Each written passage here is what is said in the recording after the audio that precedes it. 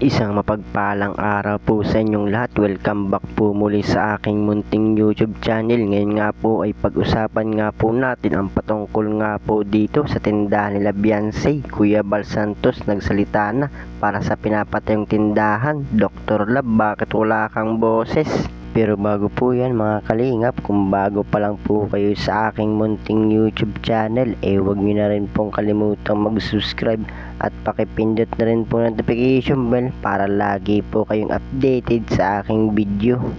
At huwag niyo na rin pong kalimutan na suportahan ang founder ng Kalingap at nag-iisang ama ng Kalingap na si Kuya Bal Santos Matubang at Kalingap Rab. Sa araw-araw po nilang pagtulong atin pong suportahan para naman po sa ganun marami po silang malingap. Ganun rin po ang kanilang may bahay na si Ate Edna Vlogs at Jackie Tapia. Huwag po sana tayo magsasawang sumuporta mga Kalingap. At so ayun po, balik nga po tayo dito sa pinapatayong tindahan nila Beyonce. Kuya Bal Santos nagsalita na para sa pinaplanong tindahan.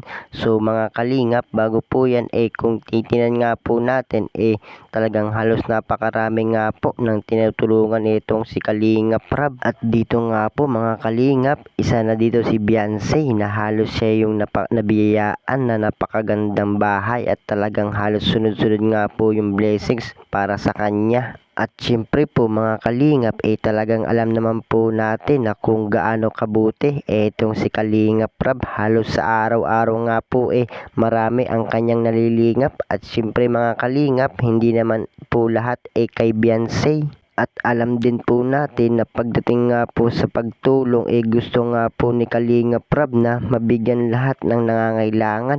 At siyempre andyan lang po si Beyonce kahit anong oras ipapaayos siya ni Kalingap Rab. Andyan po si Dr. Love at Kuya Bal at ang team Kalingap. Kaya kung titinan nga po natin sobrang dami nga po ng blessings na dumating kay Beyonce mga kalingap. So balik nga po tayo dito mga kalingap sa tindahan ni Beyonce. Dito nga po inayos na nga po ni Kuya Bal Santos yung plano para sa tindahan.